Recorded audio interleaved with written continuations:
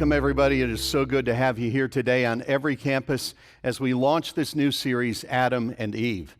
But before we jump into that, I've just got to say that last weekend was incredible. I mean, our staff and our volunteers put together a phenomenal Easter celebration that was just creative, and it was high energy, and it was so hope-filled. And we did that at 9 services across 3 campuses. And at the end of the weekend, 3,395 people had heard the gospel at one of our Easter services, and I think that's worth celebrating. Let's just celebrate that. Today we're going to be talking about relationships, and one of the things that I've discovered in our lives is that relationships can simultaneously be the one thing that brings us the greatest joy and also the thing that brings us the greatest heartache in our lives. And that's true whether you're single or married, whether you're young or old. That applies to all of us. Even pastors are not exempt from that. And one of the things that makes relationships so challenging, especially relationships with the opposite sex, is that we are so different from each other. We just look at life differently. You know, every once in a while, I'll run into a young couple, and they've been dating for a short time. They'll be very excited, and they'll say, oh, you know, we are just so much alike. We are exactly alike. We are, like, so compatible. And I always want to say, no, you're not. It's just that you've only been dating for a week, and you haven't figured that out yet. But if you date long enough, you'll realize that you are very, very different, if for no other reason than that one of you is a man and the other of you is a woman. Because men and women, let's face it, are very different. And I get reminded of this from time to time because I've got 2 daughters and a wife. So me and the dog are the only guys in the house. But a couple of weeks ago, my daughters had been out shopping. And one of my daughters came home with a new purse. Now, you have to understand that between my wife and my 2 daughters, I think in our household, we have got probably 40 purses and wristlets and wallets and handbags. And so every time they bring home another one, it just kind of bugs me a little bit because this is what I carry. This is my wallet. I only have one. It's black. It goes with all my outfits. Works well with every season, you know, spring, summer, fall, winter, the whole deal. And this is all I got. And I try to help my kids understand that. And my daughter said to me, she said this, she rolled her eyes, and then she said, Dad, women need options. Like, okay, I guess that's the end of the argument. So we're going to be talking about men and women and the differences between them. But before I jump into this today, let me just say a few things right up front. Number one is this, that this is not a marriage series. We're going to be talking about principles that apply to all relationships, one of them being marriage. But here's what I've discovered in 20 years of marriage and 26 years of being a pastor, that there really aren't any marriage issues, really. There are no marriage issues. They're just people issues that get revealed in the context of a marriage. Marriage doesn't create problems. It just magnifies them. And so whether you're single or you're happily married or you're unhappily married or you're recently single or you're single hoping to be married again soon, no matter where you find yourself in that whole spectrum, I guarantee you that there will be something that you're going to learn in these weeks together as we talk about the differences between men and women. Second thing I want to say is this, that in a series like this, we just by the nature of it, have to speak in generalities, like what is generally true of men, what is generally true of women. Now, I recognize these things are not 100% true for all men or 100% true for all women, so I'm going to just trust you to apply it to your own life as God leads you to do that. Just kind of eat the watermelon and spit out the seeds, but we're just going to speak in very general terms. And third thing I'll say is this, that I am not a relationship expert. Ask anyone who knows me. I'm far from it. In fact, most of the things I know about relationships I've learned through making mistakes. So this is not a series about Mark's opinion on relationships. In fact, it's not about your opinion either. What we're going to do is just going to open the scriptures and let God speak to us about men and women and relationships, since he was the one who created the whole thing to begin with. So today I want to talk about some things that every man needs to know about a woman, things that every man needs to know about a woman. And by the end of this talk, here's the concluding statement that I hope you'll take with you. And if you have a woman in your life, especially a wife, this is where it really applies. And here's the truth about that woman in your life. She isn't me, but she is what I need. And this is so true of my wife, Debbie. She isn't me. We're very different, but she is a gift, and she is what I need. And we're gonna get to that point as we talk here. But we're gonna begin this week in the book of Genesis with the story of Adam and Eve, and just try to get our hearts around what was intended by God from the very beginning. So there is a note sheet inside your bulletin. You can go ahead and take that out, use that as a place to write some things down and as a way to follow along. And we're gonna begin in Genesis chapter 1. 3 things I think every man needs to know about a woman. Number 1 is this, that she has God-given value. I'm going to begin reading here in just a moment in verse 26. We're jumping into the middle of the narrative describing how God created this world and everything in it. And he gets to the pinnacle of his creation, the crescendo of his creation here in verse 26. And it says this, "Then God said, 'Let us make mankind in our image, in our likeness, so that they may rule over the fish of the sea and the birds in the sky, over the livestock and all the wild animals, and over all the creatures that move along the ground.' So God created mankind in his own image. In the image of God, he created them." Now, if you're watching carefully, you'll notice that in those 2 verses, the word image is used 3 times.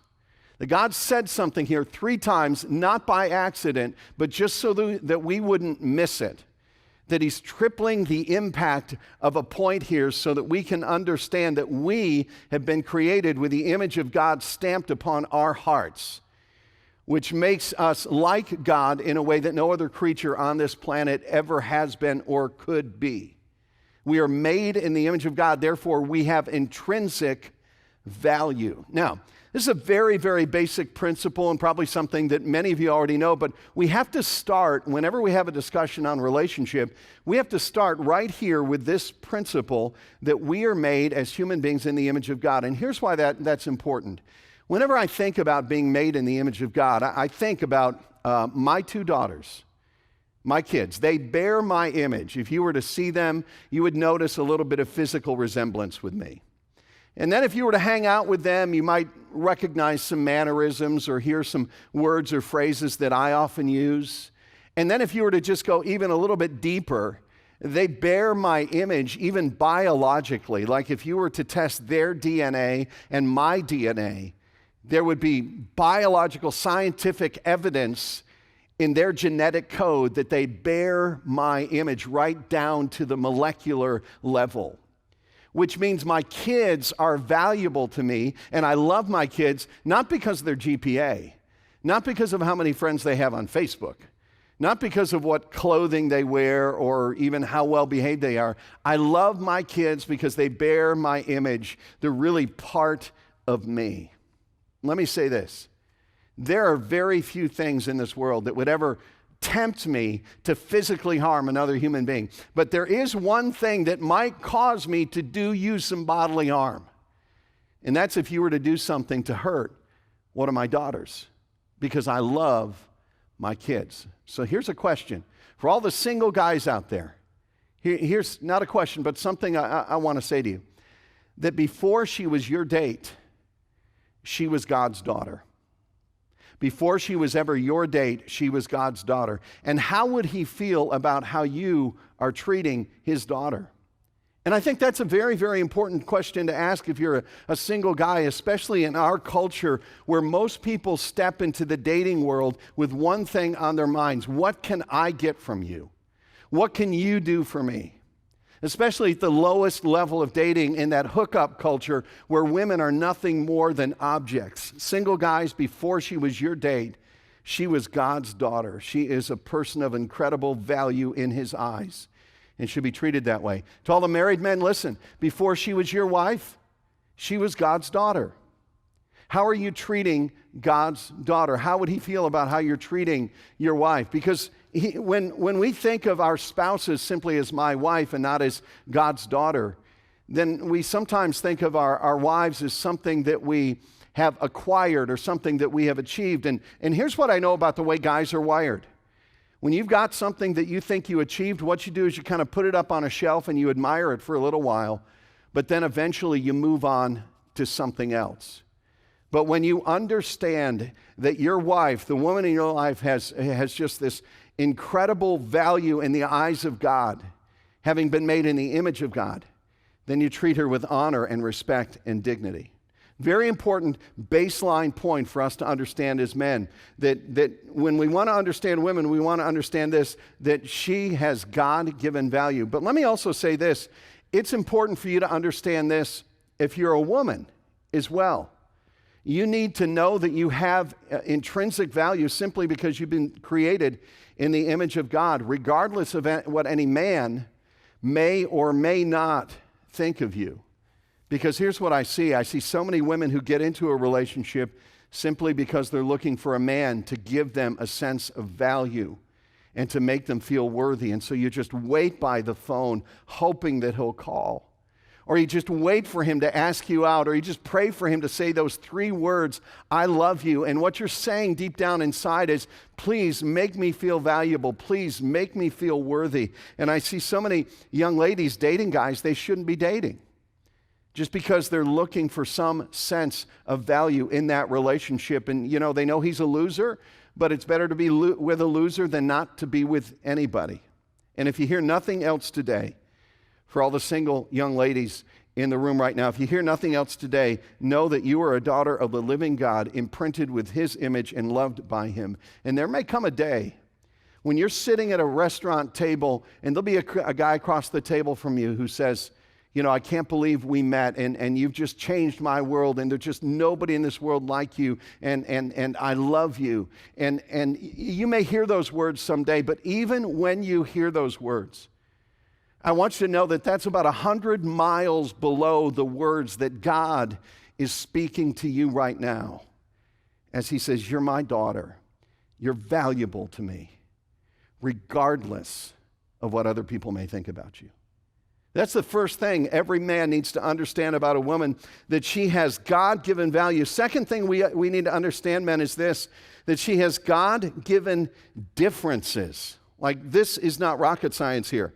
We know this. Verse 27, so God created mankind in his own image. In the image of God, he created them. And then it says this, male and female, he created them. In other words, the one who created human life decided to create human life in 2 wonderfully different forms, male and female, that the idea of boys and girls comes from God himself. And the idea of gender isn't something that's culturally conditioned or something that's the result of cultural pressures. It's there by God's own design. And we see this even at a very early age. I mean, you stand back and you look at little boys and little girls and how they interact with the world around them, even at a very young age. You know, you give a little girl or a little boy a doll, the little girl's going to cuddle it, the little boy's going to turn it into a projectile. You give them 2 dolls, and the little girl will have them talking to each other, and pretty soon the little boy will have them in mortal combat with each other. And that's just the way men and women are wired. There's a fascinating book that I read this past week. It's called His Brain, Her Brain, and it's based on some of the latest research about how men and women are different.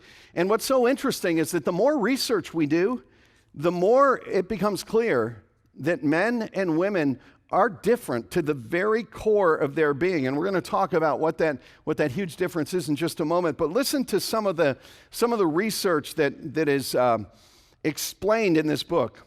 I'll give you some examples. 1-year-old girls consistently make more eye contact with adults than boys of the same age. By 3 years of age, the average girl has twice the vocabulary of the average boy, and her speech compared to his is nearly 100% understandable. In preschool, when a new toy is brought to the playground, boys invariably leave what they're doing to go look at it. However, when new children come to the playground, the girls are more likely to go meet them than the boys are. 4th grade. One study of 4th grade boys found that at playtime, boys were competitive with boys more than 50% of the time. But girls were competitive with girls only 1% of the time. And then there's a study that's described in here that they did with college students where they attached voice recorders to 396 college students and had them wear those for like days at a time. And they recorded every single thing that these men and women said. And here's what they discovered. Men talked more about technology and sports while women talked more about their relationships. The researchers found that women relied more on pronouns such as I, she, and we, while men tended to use articles such as and the. One researcher put it this way: women talk about people, men talk about tools and carburetors. And if we could take all the data, if we could take all those studies, if we could take all the differences between men and women, and we could just kind of boil it down to one idea, and we're going to unpack this in the weeks to come, but I think it would be this one big idea: that men are motivated to conquer, women are motivated to nurture. Now, let me explain this before you get ready to send the email. Okay, men are motivated to conquer, women are motivated to nurture. And it's interesting, you even get a glimpse of this in Genesis chapter 3. We're going to come to this chapter next week. But in Genesis chapter 3 now, sin has entered the world. Everything's fallen apart. There's a curse now that affects everything. But it affects men and women in very different ways. Genesis 3, verse 17. God is speaking here to the man. And he said, "Cursed is the ground because of you. Through painful toil you will eat food from it all the days of your life. It will produce thorns and thistles for you. By the sweat of your brow you will eat your food." In other words, for the man, for Adam, his work, his achievement would become much more difficult. It would be much more difficult for him to produce. But back up a verse, this is what was said to the woman, to Eve: "I will make your pains in childbearing very severe. With painful labor you will give birth to children. Your desire will be for your husband, and he will rule over you." So basically, women, here's what the Bible says: that all your problems come from men and children. No surprise there, right? But it's so interesting to me that the curse of sin affected what mattered to them the most. Like the curse of sin frustrated man's ability to produce and achieve. And the curse of sin would frustrate a woman's ability to have healthy relationships, because men are motivated more to conquer and women are motivated to nurture. Now, I'm not saying that women can't succeed in the highly competitive world of business. I'm not saying that. Many of them do. And I'm not saying that men can't be nurturing to the people in their lives that they love. I'm just saying this, that at the very core of who we are, men are more focused on goals, women are more focused on relationships. And until we understand that, we're going to be constantly frustrated with each other. I'll give you an example. I came across a story about a wife and husband who spent an evening together. And then after spending this evening together, they write down their thoughts in their personal journals. So here's what she wrote in her journal. "Last night, my husband was acting weird. We had made plans to meet at a nice restaurant for dinner. Conversation wasn't flowing, so I suggested that we go somewhere quiet so we could talk. He agreed, but he didn't say much. I asked him what was wrong. He said nothing. I asked him if it was my fault that he was so upset. He said he wasn't upset, and it had nothing to do with me, and not to worry about it. On the way home, I told him that I loved him.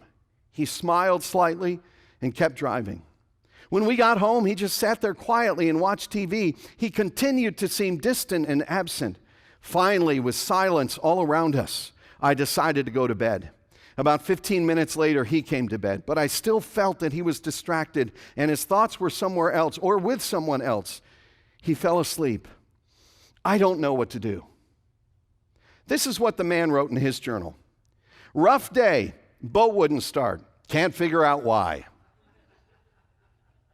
Men and women are very, very different people. Women focus on relationships. Men tend to focus more on goals. And if we don't understand these God-given differences, we're just going to end up being frustrated. And we're going to think, oh, they're just so stubborn and they just don't get it. And they don't know what's right and what's wrong. When we're dealing just with these innate God-given differences. Now, I'll tell you just 4 areas in life that are affected by this. And I see these in my own life. Number 1, priorities. Priorities. Give you an example. You know, when Debbie and I have some free time, we have a free evening, her natural inclination is to invite people over. You know, let's have people over for dinner. Let's invest in relationships, okay? My natural inclination, if we've got some free time, let's work on a project. Let's check something off of our to-do list.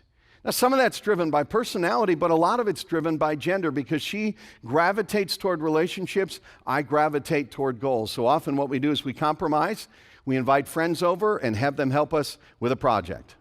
Another area, problem solving.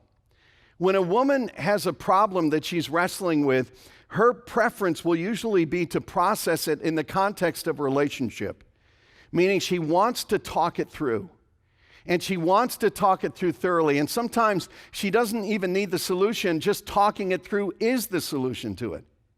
Enter the man. Men are goal-oriented. So when it comes to problem solving, men are trying to find the shortest distance between 2 points. Here's the solution to the problem. And if a man is wrestling with a problem, he often won't do that in the context of relationship. He'll just kind of go into his cave and withdraw and struggle with it himself. What about sex? You know, for men, sex is often reduced to just a pleasurable activity. And what many men don't understand is that in the mind of a woman, sex is just a larger part of a relationship. And if the relationship isn't working, if the relationship isn't healthy, then sex just seems out of place and disconnected. What about romance? You know, guys, when you were dating, you did whatever was necessary to pursue her and to win her heart, right? But then what happened was you got engaged and then you got married, and in your male mind, what you were thinking is this: hey, I completed that task. And check that off my list. Now I can move on to other things like buying a house and remodeling a house and building a career. Okay, because that's the way we think. But here's what your wife still wants to know. Does he still want to pursue me? Am I still attractive to him? Is he still crazy about me? Does he still love me? Because in her mind, the relationship still needs to be nurtured and always will be. Do you know that there are 180 million romance novels sold every year? Do you know that 90% of those romance novels are purchased by women? Do you know why? Because they're looking for a depth of relationship that they're not finding in their normal lives. And so they try to find it in this fantasy life. Romance. Men tend to check things off. Women want to nurture the relationship. By the way, if you're single, let me give you some great advice from the author Agatha Christie. If you want a man who will continually be interested in you the rest of her life, she said this. She said, an archaeologist is the best husband a woman can have. The older she gets, the more interested he is in her. So we have to understand these God-given differences. Again, if we don't understand these gender differences, we're just going to be frustrated. We're just going to think the other person is stubborn, that they're just clueless, they haven't figured it out. No, it's just the way they process life. And by the way, if you're a dad, you have got to figure this out as well. You've got to understand the heart of your little girl. You've got to understand how she's wired and what she needs from you. You know, in 20-some years of being a pastor, I've never met a young lady, never had a young lady who came up to me and said, you know, Pastor Mark, I was kind of scarred by my childhood experience. My dad didn't have a lot of money, and so when everybody else was getting Abercrombie, you know, I got Dockers, and everybody else got a new car when they turned 17. I had to drive a used Ford Focus, and you know what? My life has been messed up ever since then. Never had that conversation, ever. But let me tell you what I do hear every once in a while.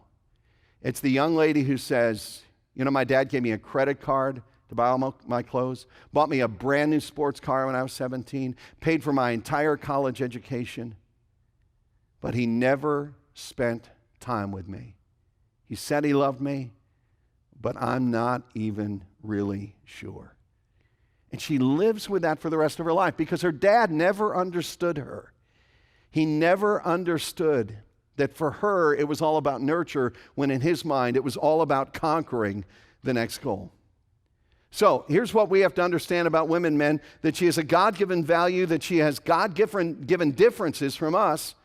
And the third thing we need to understand is this, that she has a God-given role to play in this world and in your life if she's married to you. Let's skip to Genesis chapter 2, verse 18. Then the Lord God said, it is not good for the man to be alone. Not good. We can't leave this guy alone. He's going to get lost. He's not going to take a shower. Can't leave him alone. I will make a helper suitable for him. Okay, guys, here's the bottom line from verse 18. Bottom line, we need help. And we just need to embrace this truth as men. It's not good for us to be alone. In fact, if you're in the room right now on every campus, and if you're a man, just turn to somebody next to you right now and say this: I need help. Okay, go ahead. Just turn to somebody next to you. I need help. I need help. Okay, ladies, I didn't tell you to respond to that. I need help. Okay, men, we need to own that.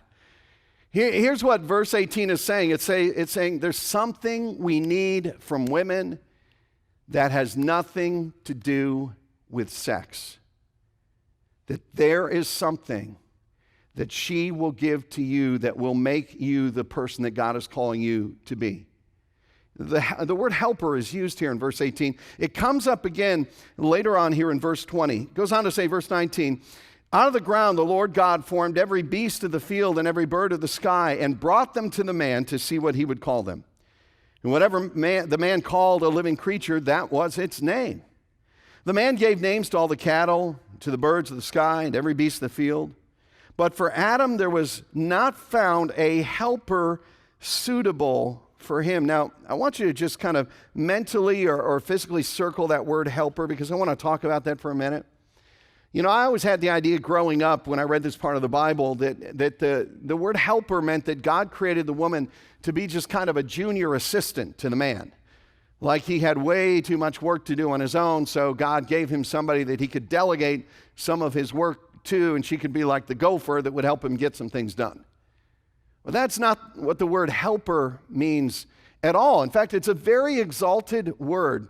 The word helper comes from the Hebrew word ezer, and it literally means one who saves, one who gives relief. In the Hebrew language outside of the Bible, it is sometimes used to describe a person who gives water to someone who's dying of thirst. It's used to describe someone who puts a tourniquet on a wound of someone who is bleeding to death. It is that strong of an idea. But what is extremely interesting to me is that every other time outside of Genesis chapter 2, every other time that this Hebrew word ezer is used in the Bible, guess who it's speaking about? Every single time. It's used of God himself. I'll give you some examples. Deuteronomy 33. Blessed are you, O Israel, who is like you, a people saved by the Lord. He is your shield and helper and your glorious sword. Psalm 20, verse 1, may the Lord answer you when you are in distress. May the name of the God of Jacob protect you. May he send you help. A form of the word ezer. Psalm 118, the Lord is with me. He is my helper. I will look in triumph on my enemies. And so, ladies, when it says here that you were created to be the helper, that's not like hamburger helper. That's not like some meaningless term. That is an exalted term that you were made to bring something to the equation, to bring something to this world, to bring something to your sphere of relationships, to bring something to your marriage that was desperately needed. And so the best thing that we can do, men, is instead of criticizing those differences, instead of being irritated by those differences, recognize that the unique design of the woman or the women in your life is a gift from God to you, that she is your helper. In other words, she isn't me, but she is what I need. Years ago, Debbie and I watched a movie. The movie is called Sabrina. It was a remake of a 1950s movies, but it was a movie about relationships, otherwise known as a chick flick. In that movie, Harrison Ford plays this hard-driving billionaire businessman by the name of Linus Larrabee. And his whole world revolves around his work and his money, and he's so driven and he's so emotionally detached that behind his back, people describe him as the only living heart donor. I mean, that's what kind of guy he was. But then he meets the daughter of the family chauffeur. She's all grown up now, and her name is Sabrina. And they begin to spend some time together, and she tries to convince him that there's more to life than just his work and his money and his desire to conquer everything around him. And at the end of the film, And there's a whole lot of relationship stuff that goes on in the movie. But then at the end of the film, he finally realizes how tired he really is of being enslaved to his money and his success. And he does come to understand that there's more to life and that he wants her to be a part of his life. And so he actually leaves the business behind. He goes to Paris looking for her. And then when he finally finds her, this is what he says, and I love this line. He says, "I've been following in footsteps all my life. Save me, Sabrina Fair. You're the only one who can." And all the women said, "Oh, yeah, that is great." See, what Harrison Ford needed, he needed a helper who was suitable for him. He needed somebody who could come into his life and give him what he did not have on his own. Somebody who wasn't him, but somebody that could give him what he needed.